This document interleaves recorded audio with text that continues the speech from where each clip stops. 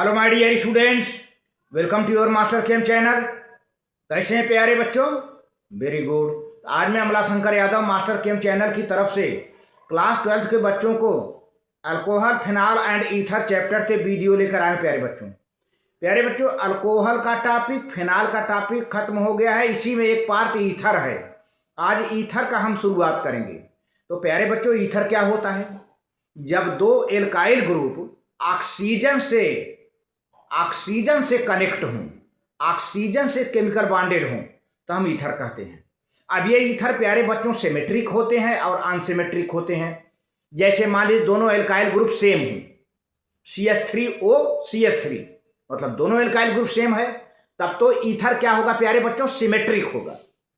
लेकिन अगर दोनों एल्काइल ग्रुप डिफरेंट हों, तब वो ईथर क्या होगा?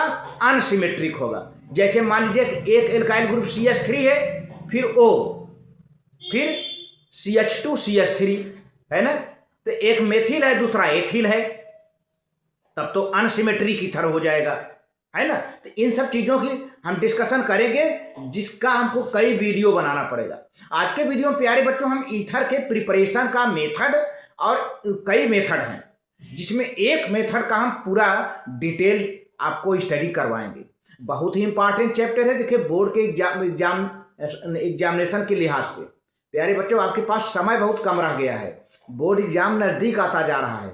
हमारे एल्कोहल, फिनाल और ईथर चैप्टर लगभग कंप्लीट होने वाले हैं कुछ दिनों में। हाँ, हमें आपको एल्डिहाइड, कीटोन और कार्बोक्सिलिक एसिड का कुछ चैप्टर हमें एग्जाम आते आते आपको भेज देंगे। बाकी मास्टर केम चैनल पर बोर्ड सॉल्यूशन प्ले लिस्ट में जाएंगे, बोर्ड एग्जाम सॉल्यूशन पर आपको पेपर साल में मिलेगा 3-4 साल का। आपको उसको पूरा फायदा मिलेगा। बेनिफिट बच्चे ले रहे हैं, कमेंट से आ रहे हैं, तो आप भी उसका फायदा उठाएं प्यारे बच्चों। मास्टर केम अमला शंकर यादव, और आप प्ले लिस्ट में board exam solution, chemistry board exam solution, उसमें पूरा बोर्ड के पेपर आपके साल में मिलेंगे। और बाकी आप अपना आगे अपना फ्यूचर बनाइए, पढ़ते रहिए। Thank you very much. चलते हैं, देखते हैं ईथर के बारे में। हाँ तो प्यारे बच्चों, ये अल्कोहल, फिनाल और ईथर चैप्टर चल रहा है, जिसमें मेरा वीडियो अल्कोहल पर जा चुका है, फिनाल पर जा चुका है।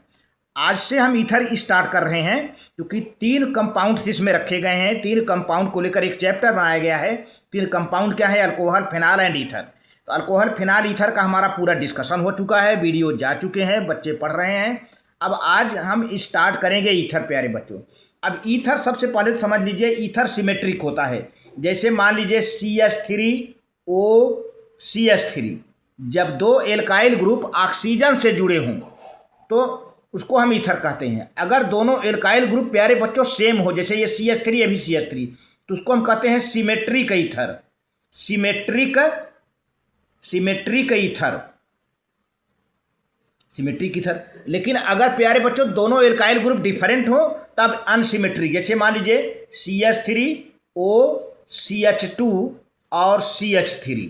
अब यहाँ पर प्यारे बच्चों दोनों एल्काइल ग्रुप ऑक्सीजन से तो बॉन्डेड है, लेकिन ये मेथाइल है तो ये एथाइल है। ये क्या हो गया? अनसिमेट्रिक। अनसिमेट्रिक, आप नोट करना चाहें नोट कर लें, अनसिमेट्रिक ईथर, अनसिमेट्रिक ईथर। तो आज पहले देखिए, ईथर जो है, दो अल्काइल ग्रुप जब ऑक्सीजन से कनेक्टेड होते हैं, तो that compound is known as ether. अब ether can be prepared by following methods. प्यारे बच्चों, कौन मेथड्स हैं? पहले तो अल्कोहल से, अल्कोहल से बनेगा, एल्काइल ग्रुप से बनेगा, ग्रिग्नार्ड रिएजेंट से बनेगा। तो पहले देखिए अल्कोहल से कौन कौन से मेथड हैं। अल्कोहल से बाय डिहाइड्रेशन ऑफ अल्कोहल का डिहाइड्रेशन कराएंगे। और इसमें डिहाइड्रेशन कराने का 2 तरीका है प्यारे बच्चों। पहला पॉइंट है बाय डिहाइड्रेशन ऑफ अल्कोहल। इसको 2 पार्ट में बांट दिया गया, ए और बी में। एसिड कैटलाइज्ड डिहाइड्रेशन और दूसरा है कैटलिटिक डिहाइड्रेशन। पहले वाले में तो एसिड होगा, बात तो सही है। अब इसमें थोड़ा सा अल्कीन और जो है क्या कहते हैं ईथर बनने की दोनों संभावनाएं हैं, जिसका हम डिटेल स्टडी कराएंगे, प्राइमरी, सेकेंडरी, टर्शियरी अल्कोहल का। और दूसरा है प्यारे बच्चों कैटलिटिक डिहाइड्रेशन। अब पहले नाम नोट करते जाइए।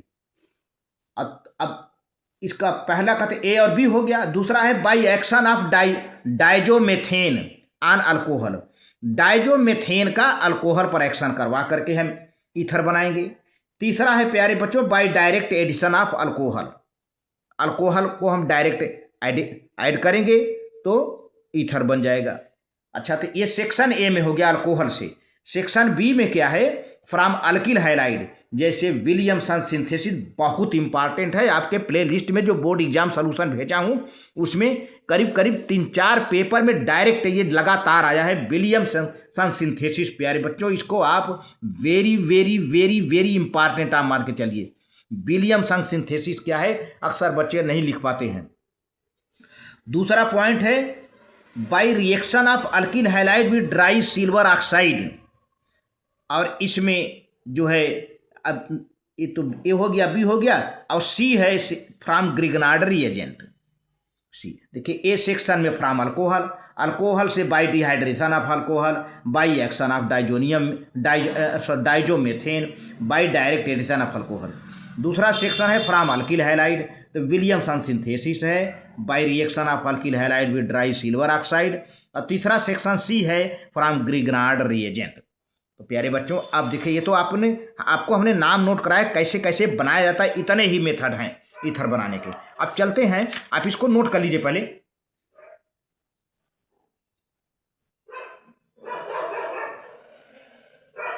ठीक है, वेरी गुड। अब प्यारे बच्चों, यहां पर जो है फ्रॉम अल्कोहल से हम शुरुआत करते हैं आज के वीडियो में। अल्कोहल से, चूंकि अल्कोहल के कई मेथड्स हैं, तो बाय डिहाइड्रेशन ऑफ अल्कोहल पहला शुरू करते हैं। बाय डिहाइड्रेशन अल्कोहल, इसमें 2 सेक्शन है, एसिड कैटालाइज्ड डिहाइड्रेशन और कैटालिटिक डिहाइड्रेशन। तो एसिड में देखिए, एसिड में बहुत ही ध्यान देना है, इसमें बहुत ज़्यादा मिस्टेक जाता है, क्योंकि देखिए कभी एसिड की मात्रा हो जाती है अधिक, कभी जब एसिड की मात्रा अधिक हो जाएगी तब तो अल्कीन बनेगा, और जब अल्कोहल की मात्रा अधिक हो जाएगी तब तो ईथर बनेगा। प्यारे बच्चों ध्यान दीजिए, आप फिर से नोट कर लीजिए, एसिड कैटालाइजेशन में जब एसिड की मात्रा अधिक हो जाएगी तब अल्कीन बनेगा, जब अल्कोहल की मात्रा अधिक हो जाएगी, एसिड कम हो जाएगा, तब ईथर बनेगा। आप समझ रहे हैं, अल्कीन कब बनेगा, जब एसिड ज़्यादा होगा। नोट कर लीजिए, जब एसिड ज़्यादा होगा तब एल्कीन बनेगा, और जब अल्कोहल की मात्रा ज़्यादा हो जाएगी तब ईथर बनेगा।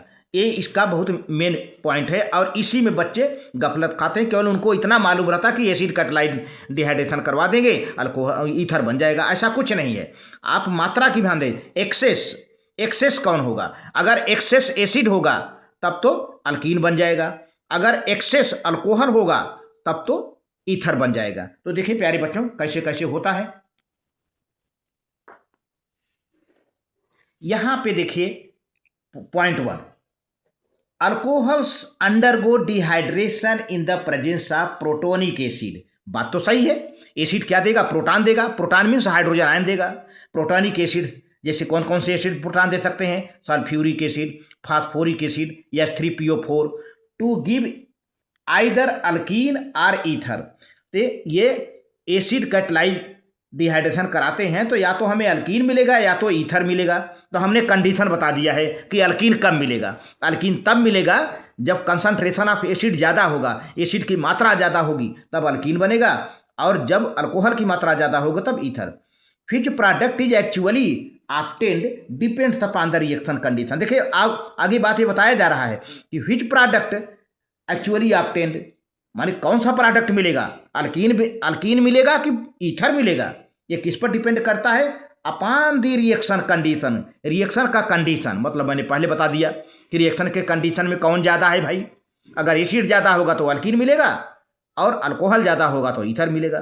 For example, when ethanol is heated with excess of, देखिए यहाँ पर अंडरलाइन कर रहा हूँ मैं, यहाँ पर देखिए, for example when ethanol is heated with excess, आप नोट करिए excess of concentrated sulphuric acid at 433 to 443 kelvin, ethene is obtained. Ethene मतलब alkene, ethene is obtained as major product. तो मेजर प्रोडक्ट के रूप में एथीन बनेगा, alkyne बनेगा। But when, अब दूसरी बात बताई जा रही है, but when ethanol is kept excess at 413 kelvin ethoxy ethane यानी ether is obtained as main product. बहुत सही बात, दो बातें आपको बता दी गई है। जब अगर एथेनॉल को सल्फ्यूरिक एसिड के एक्सेस में हीट करेंगे तब तो अल्कीन बनेगा, मतलब एथीन बनेगा, चूंकि एथेनॉल है तो एथीन बनेगा। लेकिन एथेनॉल को ही, एथेनॉल इज केप्ट एक्सेस, यानी एथेनॉल को अधिक मात्रा में कर दें एसिड को, इसका मतलब कम हो गया, तो 413 केल्विन, तब एथॉक्सी एथेन मतलब ईथर इज मेन प्रोडक्ट। दो बातें आपको सामने रख दी गई है ना। अब देखिए यहाँ पर हमने दे भी दिया है, ये point number 1 reaction CH3CH2OH concentrated H2SO4। अब यहाँ पे बेटा लिखा है एक्सेस, एक्सेस माने ये सल्फ्यूरिक एसिड ज़्यादा है, टेम्परेचर है 433 to 443 केल्विन, क्या बन गया, एथीन बन गया। बहुत इंपॉर्टेंट, आप इसको नोट करिए, CH2 डबल बॉन्ड CH2 और वाटर निकल गया यहाँ से एक OH और यहाँ से एक H, CH3 से एक हाइड्रोजन निकल गया और CH2 से पूरा OH निकल गया, डिहाइड्रेशन हो गया, वाटर निकल गया, ये हो गया, देख रहे हैं ना। इस CH2 से पूरा OH निकल जाएगा, इस CH3 से एक हाइड्रोजन निकल जाएगा, तो OH और एक H मिलकर वाटर बन गया, अल्कीन बन गया। अच्छा, क्यों ऐसा हुआ, क्योंकि सल्फ्यूरिक एसिड ज़्यादा है। अब दूसरे कंडीशन में ज़रा देखिए, 2 मॉलिक्यूल है CH3CH2OH, यहाँ पे 2 लिखा है, 2 मॉलिक्यूल एथेनॉल लेंगे, 2 मॉलिक्यूल एथेनॉल मतलब क्या, एथेनॉल ज़्यादा है, एक्सेस मात्रा में है, एथेनॉल यहाँ ब्रैकेट में लिख भी दिया गया है एक्सेस। अब कंसंट्रेशन सल्फ्यूरिक, अब यहाँ पर एक्सेस नहीं लिखा गया है, सल्फ्यूरिक एसिड एक्सेस नहीं है, एक्सेस कौन है, एथेनॉल है, तो क्या होगा CH3CH2O CH2CH3 यानी H2O निकल गया, ठीक है ना। अभी यहाँ पर क्या बन गया, इथॉक्सी एथेन यानी ईथर मेन प्रोडक्ट है, यहाँ पर ये मेन प्रोडक्ट है, मेन प्रोडक्ट क्या है बेटा, ईथर है, और यहाँ पर मेन प्रोडक्ट क्या है, पहले वाले में एथीन है, मेन प्रोडक्ट क्या है, एथीन है। यही आपको ध्यान देना है पूरे रिएक्शन में कि एक्सेस होगा, और ऐसा ही पेपर में लिख के दे दिया जाता है फिलिंग द ब्लैंक में। अगर एक्सेस लिख दिया H2SO4 तो आप अल्कीन भरोगे, अगर एक्सेस एथेनॉल है तब आप ईथर बनाओगे प्यारे बच्चों। अब चलते हैं इसका मैकेनिज्म कैसे होता है, जरा मैकेनिज्म, चूंकि हमारा मेन पर्पज है ईथर बनाने का। Mechanism, the formation of ether is nucleophilic substitution reaction, nucleophilic bimolecular substitution reaction प्यारे बच्चों। ये SN2 आपने पढ़ा होगा हेलो अल्किन हेलो अरीन में। ये ईथर कैसा है, न्यूक्लियोफिलिक SN2 रिएक्शन है, इसका भी ऑब्जेक्टिव तैयार रखिए। ये जो ईथर का फॉर्मेशन है न्यूक्लियोफिलिक सब्स्टिट्यूशन रिएक्शन तो है ही है, लेकिन कैसा, SN2 मतलब बाईमॉलिक्यूलर है ये, तो जाहिर सी बात है इन्वर्जन तो होगा भाई। Involving attack of alcoholic molecule on protonated alcohol, it consists of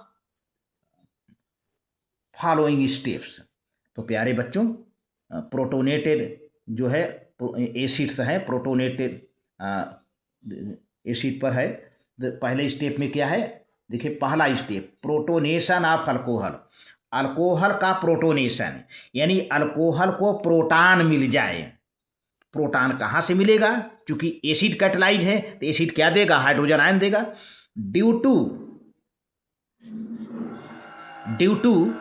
presence of 2 lone pair of electrons on the oxygen atom, alcohol acts as weak Lewis या Bronsted base, therefore they react with strong mineral acids H2SO4 HCl etc to form oxonium salt. Oxonium salt क्या है, जब oxygen atom पर एक plus charge आ जाए, एक plus charge आ जाए और 3 बांड बन जाए तो उसको कहते हैं ऑक्सोनियम। देखिए ऑक्सीजन एटम है, एक प्लस चार्ज है, 3 बांड, जबकि ऑक्सीजन की वैलेंसी 2 होती है प्यारे बच्चों, है ना, एक बांड ये, एक बांड ये, एक बांड ये। आप नोट करिए, जब ऑक्सीजन पर एक प्लस चार्ज आ जाए, 3 बांड बन जाए तो ऑक्सो बनता है, ऑक्सो कंपाउंड। यहाँ पर यही कांड हुआ है। देखिए पहले यहाँ पर CH3CH2 और OH है, इस ऑक्सीजन पर एक लोन पेयर यहाँ पर, एक लोन पेयर यहाँ पर है ना, यही आपने भी पढ़ा है कि the presence of 2 lone pair of electrons on the oxygen atom of alcohol alcohol acts as weak Lewis या ब्रांस्टेड बेस। अल्कोहल एक वीक लुइज बेस का काम करता है। और तब जब लुइज बेस है तो एसिड के प्रोटॉन पर इसका इलेक्ट्रॉन जाएगा भाई। तो therefore they react with strong mineral acids. Strong mineral acid जैसे सल्फ्यूरिक एसिड हो गया, हाइड्रोक्लोरिक एसिड हो गया, फास्फोरिक एसिड हो गया, टू फार्म ऑक्सोनियम साल्ट बनाएंगे। देखिए कैसे रिएक्शन है। स्टेप 1 में CH3CH2 ऑक्सीजन पर 2 लोन पेयर इलेक्ट्रॉन, ये प्रोटॉन है। ये क्या है प्यारे बच्चों, इसको प्रोटॉन लिख दीजिए। हाइड्रोजन प्लस को हम प्रोटॉन कहते हैं, क्योंकि हाइड्रोजन में एक इलेक्ट्रॉन होता है, एक प्रोटॉन होता है कि एक इलेक्ट्रॉन निकल गया तो प्लस चार्ज आ गया, प्रोटॉन ही तो हुआ। अब प्रोटॉन कौन देता है, एसिड। अब देखिए ये लोन पेयर इलेक्ट्रॉन ये जा रहा है ना। तो अब यहाँ से चला गया ये, तो यहाँ प्लस चार्ज आ गया और ये हाइड्रोजन से बॉन्ड बन गया। अब ये लोन पेयर बचा हुआ है। अब ये अल्कोहल कैसा हो गया, प्रोटोनेटेड हो गया, प्रोटॉनमय हो गया। इसमें इसको प्रोटॉन मिल गया तो अल्कोहल प्रोटोनेटेड एथेनॉल हो गया। इसका नाम क्या हो गया, प्रोटोनेटेड एथेनॉल हो गया, यानी ऑक्सोनियम साल्ट इसको कहिए, ऑक्सोनियम साल्ट। ठीक है, ये लिखा है ऑक्सोनियम साल्ट। अब इसके बाद क्या होगा, यहाँ पर प्लस चार्ज आ गया प्यारे बच्चों, यहाँ पर प्लस चार्ज आ गया। आप समझ सकते हैं कि प्लस चार्ज किसके लिए जगह बन गया। अब यहीं पर न्यूक्लियोफाइल अटैक करेगा, यहीं पर न्यूक्लियोफाइल अटैक करेगा। तो देखिए स्टेप 2 में क्या होगा, nucleophilic attack by unprotonated alcohol molecule on protonated alcohol. अब अल्कोहल जो है, जो अनप्रोटोनेटेड अल्कोहल है, अल्कोहल का दूसरा मालिक्यूल, एक मालिक्यूल तो प्रोटोनेटेड हो गया, अब अलग से दूसरा मालिक्यूल आएगा जो कि अनप्रोटोनेटेड होगा और इसी पर अटैक कर देगा, है ना। तो देखिए क्या बनता है, due to presence of a positive charge on oxygen atom, है ना, पॉजिटिव चार्ज ऑक्सीजन एटम बड़ा बड़े से बना देते हैं। Due to presence of a positive charge on oxygen atom the carbon of the CH2 part of the CH3CH2 group becomes electron deficient. अब ये जो कार्बन है, यह इलेक्ट्रॉन CH3CH2 का ये वाला कार्बन इलेक्ट्रॉन डिफिशियंट हो जाएगा, क्योंकि यहाँ प्लस चार्ज आ गया तो जाहिर सी बात है इलेक्ट्रॉन इधर से खींचेगा ये, तो ये इलेक्ट्रॉन डिफिशियंट हो जाएगा। The carbon of CH2 part of CH3CH2 group becomes electron deficient, माने इलेक्ट्रॉन की कमी होती है यहाँ पर, ठीक है ना। As a result nucleophile attack by the unprotonated, देखिए आप इसे नोट कर लीजिए। जी हाँ, चलते हैं। Unprotonated alcohol molecule occurs on the protonated alcohol to form protonated ethoxy ethane molecule with elimination of water molecule. बहुत सही बात। तो अब देखिए ये तो प्रोटोनेटेड है, देखिए यहाँ पर प्रोटोनेटेड जो भी आपने बनाया था, प्रोटोनेटेड एथेनॉल, प्रोटोनेटेड एथेनॉल कहिए चाहे ऑक्सोनियम साल्ट कह दीजिए। अब ये तो एक मालिक्यूल, अल्कोहल का एक मालिक्यूल प्रोटोनेटेड हो गया था, है ना। अब दूसरा मालिक्यूल आ रहा है, देखिए सेकेंड मालिक्यूल है, सेकेंड मालिक्यूल। अब इस कार्बन पर इलेक्ट्रॉन की कमी हो गई है, मैंने बताया था। तो अब दूसरा मालिक्यूल जो अल्कोहल का, इस पर लोन पर इलेक्ट्रॉन है और अब यह एक न्यूक्लियोफाइल का काम करेगा। न्यूक्लियोफिलिक अटैक हो रहा है, ये न्यूक्लियोफाइल का काम करेगा और इसी कार्बन पर अटैक करेगा प्यारे बच्चों, है ना। ये देखिए, और बैक साइड से SN2 में मैंने बताया था बैक साइड से अटैक होता है। ये बैक साइड से देखिए SN2 लिखा है, स्लो रिएक्शन, अटैक कर दिया, ठीक है। तो ये आ गया, देखिए जुड़ गया। अब ये आ गया कहाँ से, ये जब जुड़ा प्यारे बच्चों तो कैसे हुआ, ये तो CH3CH2O है ही है यहाँ पर, है ना। अब यहाँ पर आ गया ये जो H है, ये H हट गया, ये H हट गया और ये OH, ये पूरा OH हट जाएगा, है ना। तो ये H और ये OH मिलके H2O निकल गया। अब ये CH2 CH3 यहाँ जुड़ गया, बहुत बढ़िया। देखो ये हाइड्रोजन यहाँ से हटा, बहुत सही। और ये जब हाइड्रोजन यहाँ से निकला तो यहाँ का OH पूरा मिल करके वाटर बन गया और ये जो हिस्सा बच रहा है, ये आके पलट करके यहाँ लग गया। तो फिर प्रोटोनेटेड एथॉक्सी एथेन बना। अभी ये अब प्रोटोनेटेड अल्कोहल नहीं रह गया, अब एथॉक्सी एथेन बन गया। ये दिखे ना, ये है। अच्छा, अभी पूरा ईथर नहीं बना है। अभी ये काम, दिस स्टेप इज स्लो, ये देखिए SN2 रिएक्शन लिखा है। This step is slow and hence is rate determining step of the reaction. यह स्टेप काफ़ी स्लो होता है, रेट डिटरमाइनिंग स्टेप होता है। अब यहाँ पर एक ठो हाइड्रोजन पड़ा है, यही हाइड्रोजन निकल जाए तब क्या होगा, ईथर बन जाएगा। तो अब अगली स्टेप में, जो कि लास्ट स्टेप है, कि लॉस ऑफ प्रोटॉन, ये निकलेगा तो H+ के रूप में निकलेगा, loss of proton. Step 3, loss of proton to form ethoxy ethane, मतलब ईथर।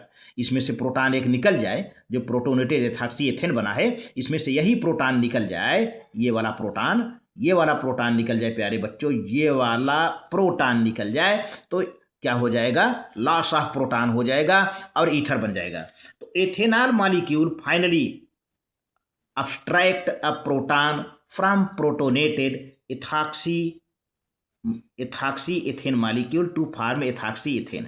अब देखिए, अब ये प्रोटोनेटेड एथॉक्सी एथेन है, फिर एथेनॉल आया, फिर एक मॉलिक्यूल आया, तीसरा मॉलिक्यूल एथेनॉल का CH3CH2OH। ये फास्ट रिएक्शन है। अब क्या होगा प्यारे बच्चों, अब ये क्या होगा कि ये तो बन जाएगा, अब फिर से ये प्रोटोनेटेड हो जाएगा, अगली स्टेप के लिए काम करेगा। तो देखिए ये यहाँ से निकल गया, ठीक है ना। तो अब क्या हो जाएगा, CH3CH2O CH2CH3, ये बन गया ना, CH3CH2O CH2CH3, ये बन गया आपका। ये ईथर तो बन ही गया, एथॉक्सी एथेन ईथर, ठीक है। तो अब ये गया कहाँ, अब ये जो अगला वाला इथेनॉल आया है, नया वाला इथेनॉल, तीसरा मॉलिक्यूल है ना, तो इस पर आ जाएगा, इसको प्रोटोनेटेड कर देगा।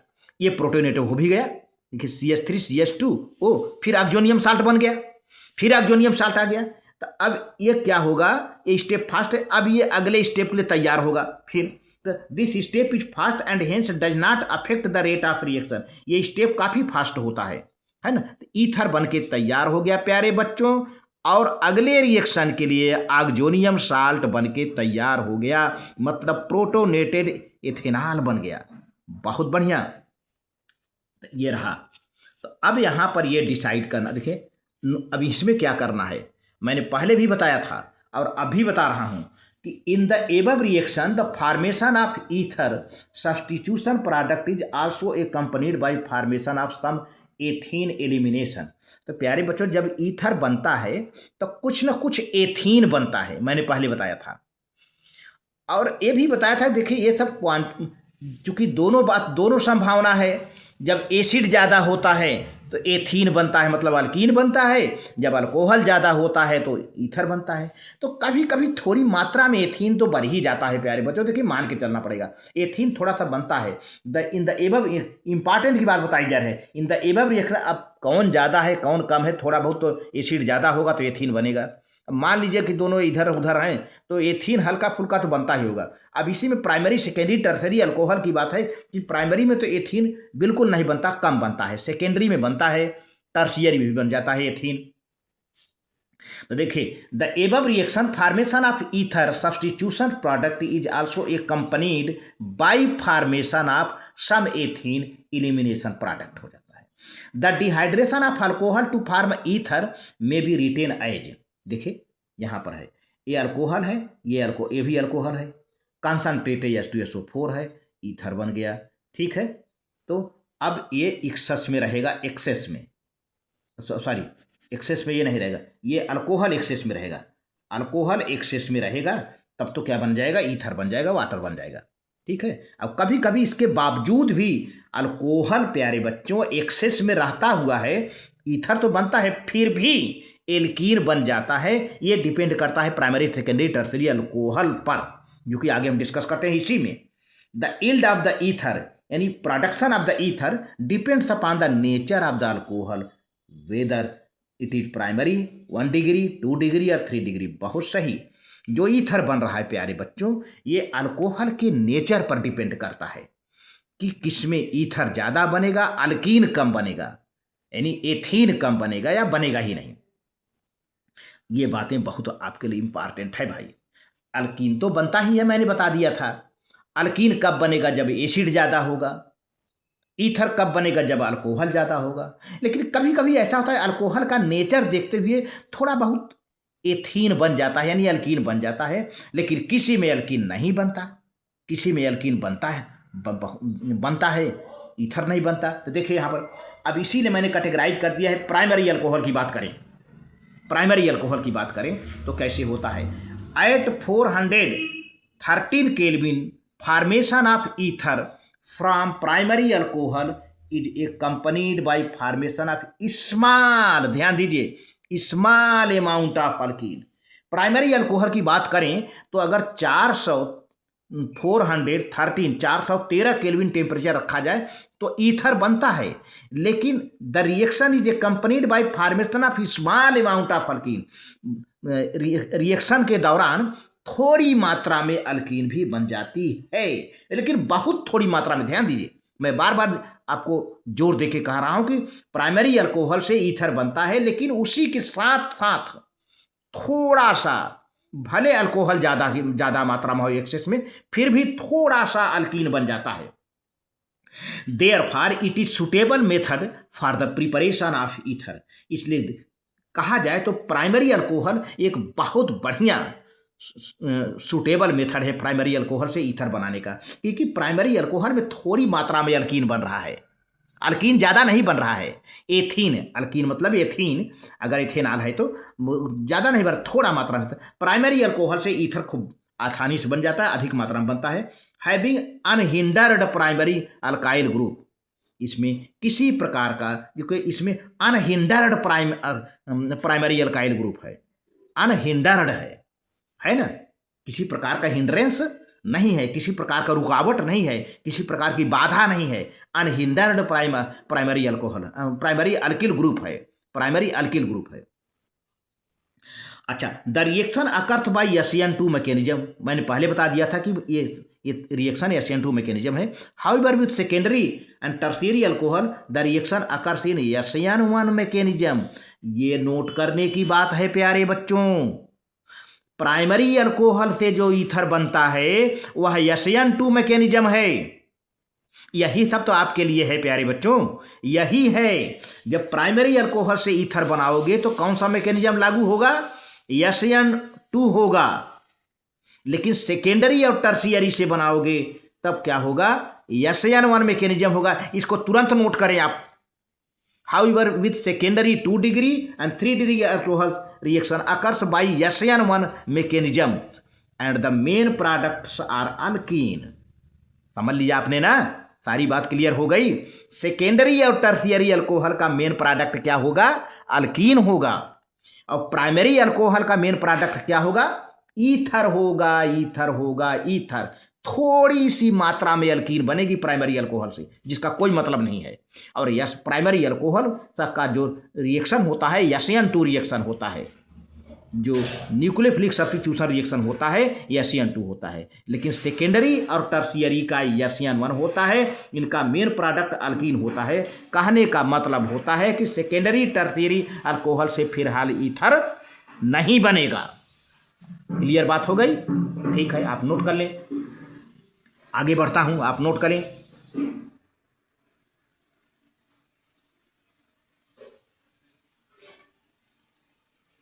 ठीक, वेरी गुड।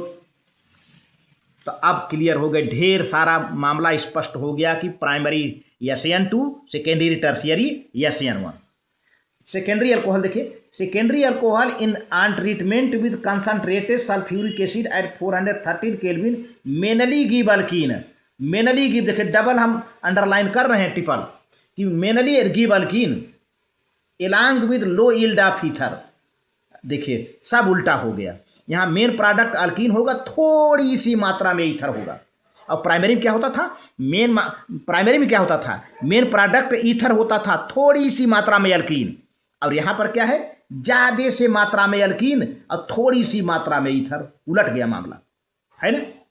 अब देखिए, ये है आइसोप्रोपिल अल्कोहल, सेकेंडरी अल्कोहल है, देख रहे हैं। Concentrated sulphuric acid, temperature 413 kelvin है और बन गया प्रोपीन। मेजर प्रोडक्ट भी लिख दिया गया है, प्रोपीन बन गया प्यारे बच्चों। प्रोपीन ये OH है और यहाँ से ये जो अल्फा हाइड्रोजन से अटैच हाइड्रोजन है जो नहीं, ये बीट देख रहे हैं ना, यहाँ से अल्फा हाइड्रोजन से अटैच जो कार्बन है, इस कार्बन से हाइड्रोजन निकल जाएगा H और OH मिल करके यहाँ से इसको जो है बीटा एलिमिनेशन भी कहते हैं, बीटा एलिमिनेशन कहते हैं। तो यहाँ पर H और OH मिल करके क्या हो जाएगा, CH3CH2 प्रोपीन बन गया मेजर प्रोडक्ट। और थोड़ी सी मात्रा में देखिए, अगर इसी का 2 मॉलिक्यूल ले लेंगे, इसी का 2 मॉलिक्यूल ले लेंगे तो थोड़ी सी मात्रा में डाई आइसोप्रोपिल ईथर बना है, माइनर प्रोडक्ट देख रहे हैं ना। इसी को 2 मॉलिक्यूल ले लिया तो CH3CH3 और डाई आइसो तो है ही है, ये भी आइसो है, डाई आइसोप्रोपिल ईथर बन गया, माइनर प्रोडक्ट है ना। अब टर्शियरी अल्कोहल की बात करें, tertiary alcohol on treatment with concentrated sulphuric acid at 413 exclusively give alkene. Exclusively मतलब ज्यादा मात्रा में अल्कीन देता है। तो सारी बात भाई क्लियर हो गई।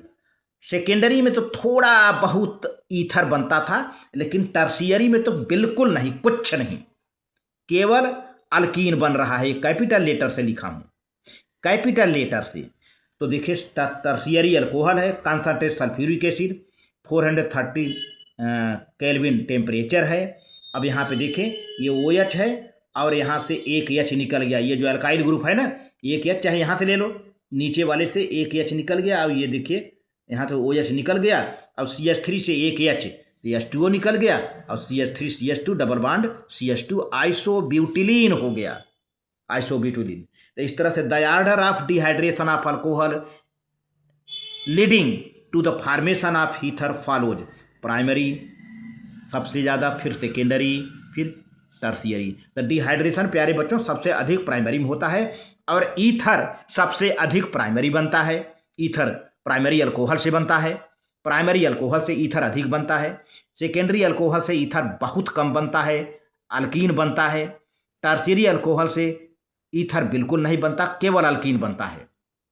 ये रहा, तो आप नोट कर, प्राइमरी कुल मिला के प्राइमरी अल्कोहल से आपको ईथर ज़्यादा मिला, अल्कीन थोड़ी मात्रा में। सेकेंडरी अल्कोहल की बात करें तो अल्कीन मेजर प्रोडक्ट है, ईथर बिल्कुल नहीं, थोड़ी मात्रा में है। टर्शियरी अल्कोहल की बात करें तो अल्कोहल का तो नामो निशान नहीं, जो है ये क्या कहते हैं, ईथर का तो नामो निशान नहीं, बल्कि अल्कीन बनेगा। देखिए कैपिटल लेटर से, टर्शियरी अल्कोहल से ईथर का नामो निशान नहीं, ईथर नहीं बन रहा है, अल्कीन बन रहा है। और इनका जो डिहाइड्रेशन का आर्डर है सबसे ज़्यादा प्राइमरी में होता है, प्राइमरी में होता है, क्योंकि प्राइमरी अल्कोहल में हिंड्रेंस कम है, सेकेंडरी में कम होता है, टर्शियरी में सबसे कम होता है। इस तरह से है, आप इसको नोट कर लिए, आगे थोड़ा चलें।